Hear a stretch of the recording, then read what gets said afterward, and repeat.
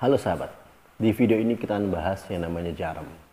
Di daerah saya, jarum itu identik dengan rasa sakit yang timbul karena kita habis melakukan aktivitas berat. Salah satunya olahraga. Tapi rasa sakitnya nggak pada hari itu, tapi mungkin terdelay. Mungkin sekitar 12, 24, bahkan 48 jam setelah kita melakukan aktivitas tersebut. Dalam bahasa medis, biasanya jarum tadi disebut dengan yang namanya DOMS, Delay Onset Muscle Soreness. Nah, DOMS tadi biasa terjadi dikarenakan kita melakukan aktivitas yang lengthening muscle with resistance, atau merenggangkan otot tapi menggunakan beban, baik beban dari luar maupun beban dari tubuh kita sendiri ya. Nah, ketika kita melenggangkan otot secara sengaja atau tidak sengaja, terjadi yang namanya mikrotrauma atau cedera kecil pada bagian kecil tubuh kita. Karena kita tadi mengaktifkan otot ya, maka biasa terjadi cederanya di bagian otot.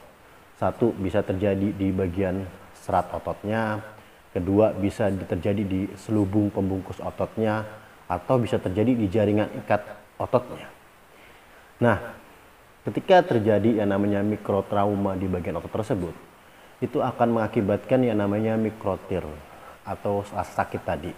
Sebenarnya rasa sakit tadi adalah sebagai indikator terjadinya inflamasi di otot kita. Oke, sekarang yang jadi pertanyaan, apa sih aktivitas kita yang bisa mengakibatkan inflamasi atau DOMS tadi?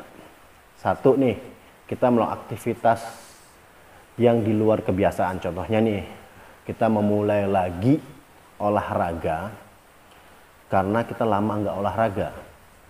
Biasanya hari pertama, hari kedua, hari ketiga olahraga itu bisa menyebabkan timbulnya rasa sakit atau DOMS tadi. Yang kedua, kita melakukan aktivitas olahraga yang variasinya jarang kita lakukan. Contohnya nih, saya seorang pelari ya. Lalu biasanya lari yang saya tempuh dengan trek yang lurus dan datar. Pada hari ini saya coba dengan sedikit variasi berbeda, yaitu saya tetap lari tapi treknya menurun atau orang bilang downhill. Otomatis aktivasi ototnya berbeda kan. Ketika kita lari datar, aktivitas otot yang diaktifasi adalah banyak di paha depan atau di quadriceps. Ketika kita downhill, maka aktivasi paling banyak kita melakukan kontraksi di bagian paha belakang atau hamstring. Otomatis itu bisa mengakibatkan jarum atau DOMS di bagian hamstring. Yang ketiga adalah kita meningkatkan intensitas latihan kita lebih dari 20% dari batas kemampuan fisik dasar tubuh. Contohnya nih, saya biasanya melakukan latihan bicep curl dengan beban mungkin hanya sekitar 4-5 kilo.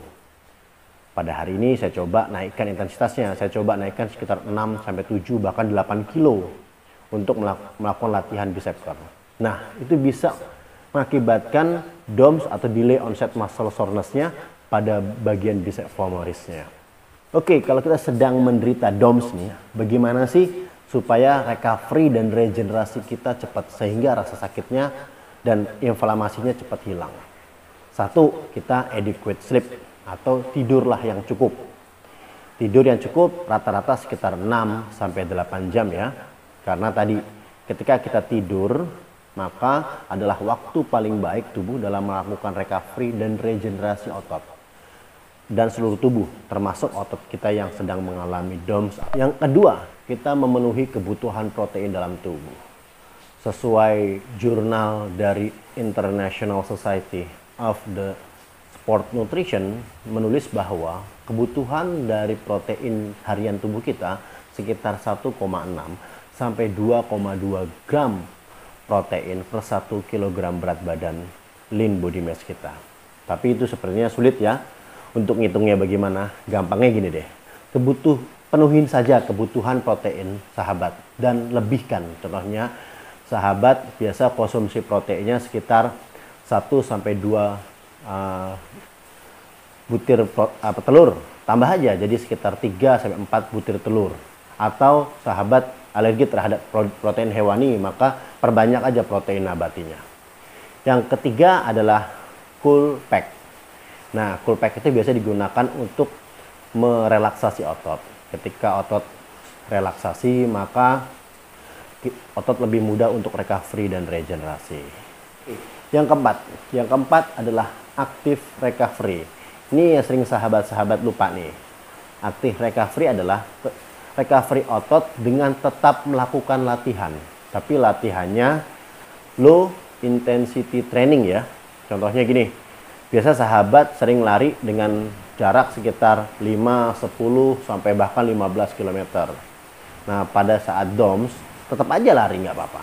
Tapi jarak tempuhnya lebih kecil, contohnya cuma sekitar 2 sampai 3 kilo. Atau kecepatannya biasanya sahabat kecepatan larinya ya, sekitar 7 sampai 8 km per jam. Tetap aja lari dengan kecepatan, tapi kecepatannya diturunkan. Yaitu mungkin sekitar hanya 6 sampai 6,5 km per jam. Yang kelima adalah take your body break. Istirahat deh, mau 1 hari, 2 hari istirahat dulu, nggak melakukan latihan dulu atau melakukan aktivitas berat. Nah, oke, yang keenam, massage. Massage ini sebagai salah satu tindakan kita untuk merelaksasi otot yang sedang sakit. Ketika tadi balik lagi ya, ketika relaksasinya otot terjadi, maka recovery regenerasi juga lebih cepat. Oke, itu aja yang tentang namanya jarum dan DOMS ya. Mungkin sahabat-sahabat sering miss tentang informasi ini. Jadi kadang-kadang sering lupa bagaimana penanganan ketika kita sedang jarum atau sedang delay onset muscle soreness-nya terjadi. Kalau ada pertanyaan nih tentang DOMS atau hal-hal lain, bisa langsung ditulis di kolom komentar.